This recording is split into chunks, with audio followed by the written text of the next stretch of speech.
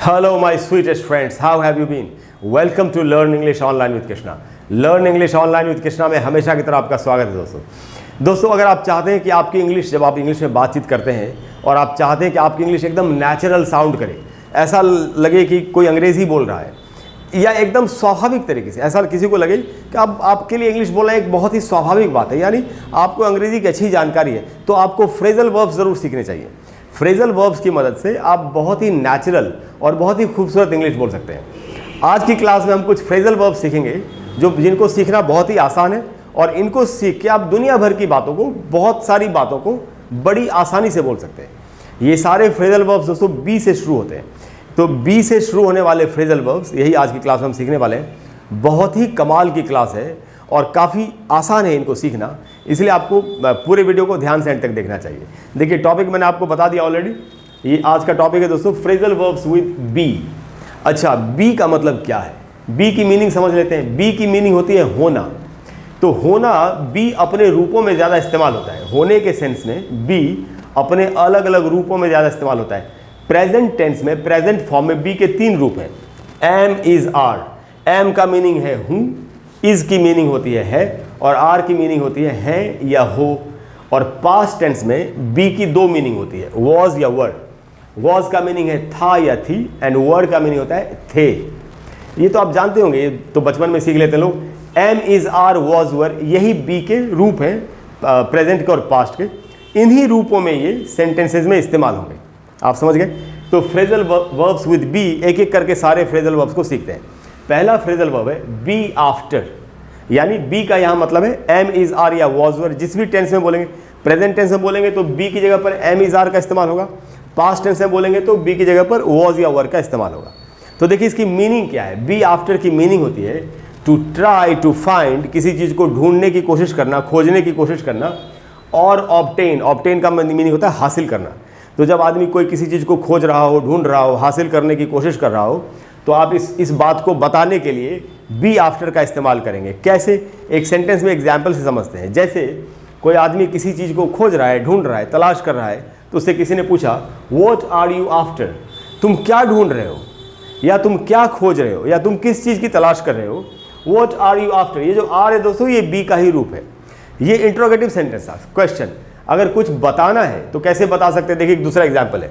किसी के बारे में बताया जा रहा है कि he is after a new job, वो एक नई नौकरी ढूंढ रहा है, नई नौकरी खोज रहा है या नई नौकरी की तलाश कर रहा है। यहाँ ये जो इज़ है दोस्तों, ये बी का रूप है। बी आफ्टर यानी इज़ आफ्टर।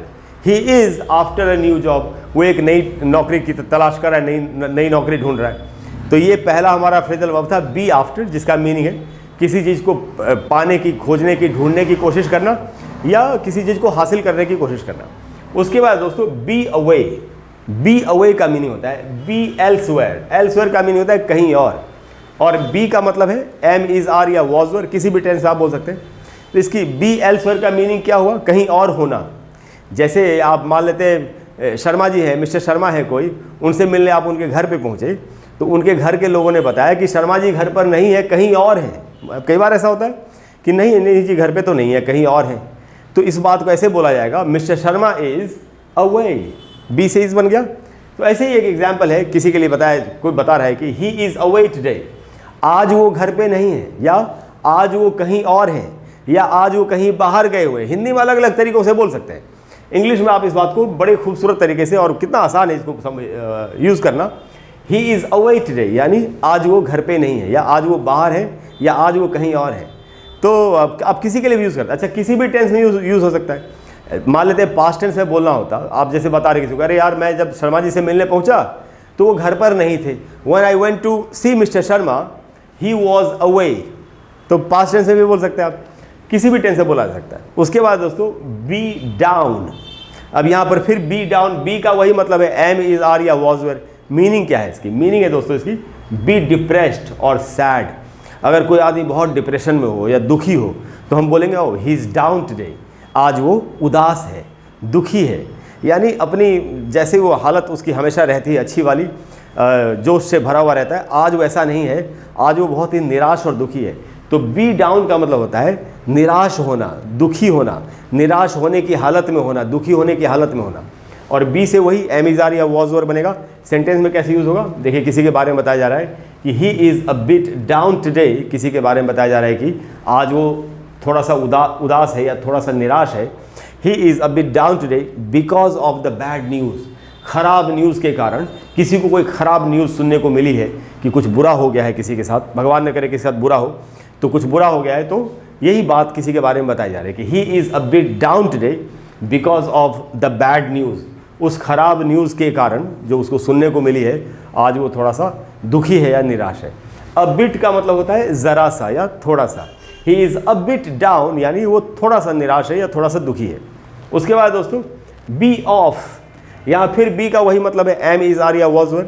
तो बी ऑफ की क्या मीनिंग है, बी ऑफ की बहुत ही इंटरेस्टिंग मीनिंग है, कमाल की मीनिंग, और वो है लीव टू गो समवेयर, यानी कहीं जाना, कहीं के लिए रवाना होना, कहीं जाना, कहीं के लिए जाना, कहीं के लिए रवाना होना, ये सारी इसकी मीनिंग है। सेंटेंस में कैसे यूज़ होगा, बी का मतलब है am is are was were. देखिए कोई बोल रहा है मैं जा रहा हूँ, तो वो कहेगा, आप ये भी बोल सकते हैं I am of, okay everybody I am of, यानी और भाई लोगों मैं जा रहा हूँ, okay everybody, okay guys I am of. या तो सिर्फ इतना बोल सकते हैं, नहीं तो आप बोल सकते हैं I am off to Goa, मैं गोवा जा रहा हूँ, यानी I am going to Goa, तो ऐसे बोल सकते हैं आप। नहीं तो अगर आप सोने के लिए जा रहे हैं, बोलते हैं ना अच्छा यार अब मैं सोने के लिए जा रहा हूँ, I am off to bed, तो आप देख रहे हैं कितने कमाल तरीके से आप इन बातों सारी बातों को कह सकते हैं। I am off to Goa या I am off to bed. तो बी ऑफ का मतलब है कहीं जाना, कहीं के लिए रवाना होना। उसके बाद दोस्तों बी ऑन, बी का फिर वही मतलब हुआ एम इज़ आर या वॉज वर। बी ऑन का मीनिंग क्या है, बी ऑन का मीनिंग है बी फंक्शनिंग, यानी अगर कोई चीज़ काम कर रही है या कोई चीज़ चल रही है, कोई मीटिंग चल रही है, टीवी चल रहा है, पंखा चल रहा है, कोई भी चीज़ अगर जारी है तो इसको बताने के लिए आपको बी ऑन का इस्तेमाल करना चाहिए। और बी का मतलब है एम इज़ आर या वॉज वर। देखिए सेंटेंस में कैसे यूज़ होगा, एक मीटिंग चल रही है उसके बारे में कोई किसी को बता रहा है, the meeting is on, be से यहाँ पर इज़ बन गया, द मीटिंग इज़ ऑन, यानी मीटिंग अभी चल रही है, मीटिंग चल रही है, the meeting is on, meeting चल रही है। नहीं तो किसी इलेक्ट्रॉनिक सामान, गैजेट के लिए, सामान के लिए, द टेलीविज़न इज़ ऑन, कोई बता रहा है टेलीविज़न जो है वो अभी चल रहा है, टेलीविज़न अभी बंद नहीं है, the television is on, television चल रहा है। तो कोई भी चीज़ अगर फंक्शन कर रही हो, बी फंक्शनिंग, काम कर रही हो, तो उसको बताने के लिए हमको बी ऑन वाले फ्रेजल वर्ब का इस्तेमाल हमको करना चाहिए। उसके बाद दोस्तों बी आउट ऑफ, बी का फिर वही मीनिंग है एम इज़ आर या वॉज वर।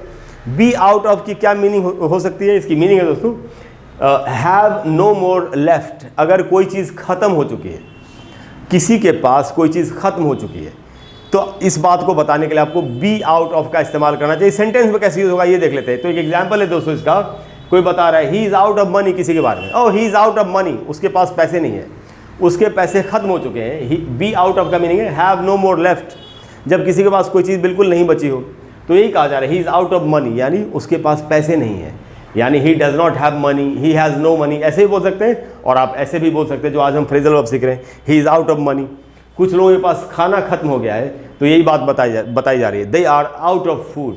तो आर जो है दोस्तों यहाँ पर बी का रूप है, इस सेंटेंस में इज़ जो है वो बी का रूप है, he is out of money में जो इज़ है वो बी का रूप है, and they are out of food में जो आर है वो बी का रूप है।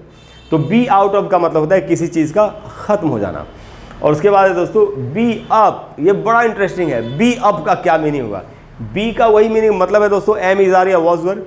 तो बी अप की मीनिंग होती है awake and out of bed, अगर कोई आदमी जगा हुआ हो, सो नहीं रहा हो और वो बिस्तर से बाहर निकल चुका हो। जैसे कई बार लोगों को नींद नहीं आती तो वो बेड से नीचे उतर आते हैं, चहलकदमी करते हैं, यहाँ से वहाँ जाते हैं, कोई गाना सुनने की कोशिश करते हैं, किसी से बात करने की कोशिश करते हैं, इंटरनेट चला के देखते हैं, अगर नींद नहीं आ रही हो तो दोस्तों बी अप का मीनिंग होता है awake and out of bed, यानी अगर कोई आदमी जगा हुआ है और बिस्तर पर नहीं है। सेंटेंस में कैसे यूज़ होगा, तो यहाँ एक सेंटेंस है, किसी के बारे में कहा जा रहा है she was up the whole night, वो पूरी रात जगी हुई थी। शी वॉज अप दोस्तों यहाँ बी से वॉज बना पास्ट फॉर्म में, तो ये बी का मतलब है एम इज़ आर या वॉज या वर्ड, जैसा मैंने आपको बताया था एम इज़ आर या वॉज या वर्ड। तो यही कहा जा रहा है she was up the whole night, वो पूरी रात जगी हुई थी और बिस्तर पे भी नहीं थी, इधर उधर चहलकदमी कर रही थी, जो भी उसने किया हो, she was up the whole night. तो बी अप का मतलब होता है दोस्तों अगर आदमी सोया हुआ नहीं है और बिस्तर से भी बाहर है। तो दोस्तों मुझे पूरी उम्मीद है कि आज के फ्रेजल वर्ब सीखने के बाद आप इनको अपनी कम्युनिकेशन में खूब इस्तेमाल करेंगे और बड़ी आसानी से इंग्लिश बोलेंगे। अगर आपको क्लास अच्छी लगी हो तो प्लीज़ वीडियो को लाइक करें और शेयर करें और चैनल को सब्सक्राइब करें। अपने फ्रेंड्स के साथ आप इस वीडियो को ज़रूर शेयर करें जिससे कि सभी लोग इसका फ़ायदा उठा सकें, सभी लोग अच्छे से इंग्लिश बोलें, सब लोग ज़िंदगी में आगे बढ़ें। एक दूसरे की मदद करना ही हमारा सबसे बड़ा कर्तव्य होना चाहिए, हमारी ड्यूटी होनी चाहिए। अगली क्लास में मैं आपको फिर से कमाल के कुछ फ्रेजल वर्ब्स, कोई कॉन्वर्सेशन का कोई टॉपिक, ग्रामर का टॉपिक, प्रोनाउंसिएशन का टॉपिक बताने की कोशिश करूँगा, जिसको सीखने के बाद आपके लिए इंग्लिश बोलना थोड़ा सा और भी आसान हो जाएगा।